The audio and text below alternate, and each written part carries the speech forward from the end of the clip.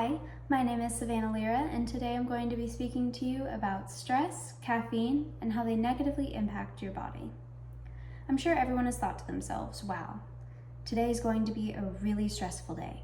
I might want to pick up a cup of coffee. Maybe you should think again. Personally, I used to be like that as well. My day started with a cup of coffee and ended around 11 p.m. with a Red Bull. But I wasn't feeling good. I was feeling overwhelmed, and I felt like I couldn't complete the tasks that were before me. I knew something had to change. Over the past week, I've researched this topic really extensively, and I'm really excited to share my findings with you. First off, caffeine and stress are connected. Caffeine is a stimulant, so it can raise adrenaline and cortisol. It can even trigger fight or flight. That can mimic anxiety symptoms, therefore amplifying the stress that you might already have. You might feel more stressed out and more like you can't accomplish these things even when you know you can. Here we can see that on average, Americans drink 3 cups of coffee per day, and that comes from the National Coffee Association. Here with this table, this darker red line, that shows adolescents. We can see that there is an increase in the amount of caffeine they're consuming, and we'll touch on that in just a moment. Stress comes from everywhere. There can be good stress and bad stress. Bad stress, for example, might be making a bad grade, while good stress might be bringing home a new baby or planning your wedding. But stress at the end of the day is unavoidable, so we should find ways to deal with it that don't revolve around caffeine and hyping yourself up that much. It leads to the question, can I be too stressed? Absolutely. What you're seeing here is a stress performance curve.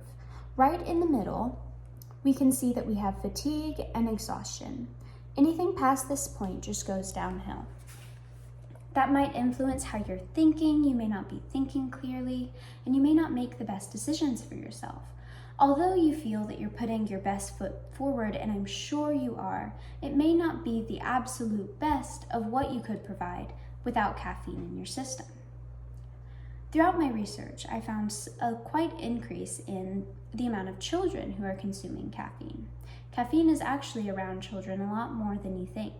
And this can come from peer pressure, the drinks they have at school, or the drinks that they see their parents drink. The National Library of Medicine states that children are particularly sensitive to caffeine due to their body, their weight, and the amount that's typically in a caffeined energy drink.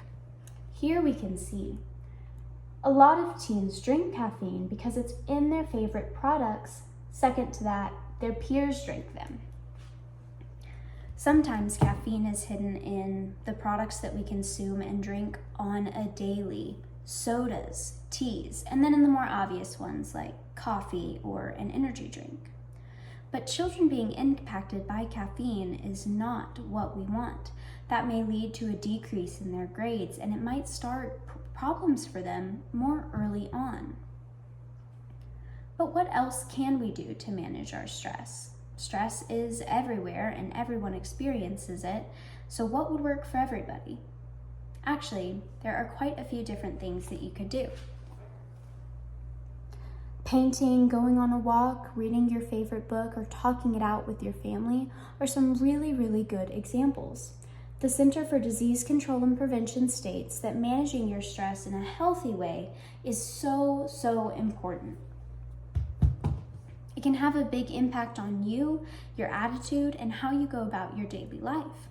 Once you find a method that does really work for you, you should stick to it, even if it's a couple.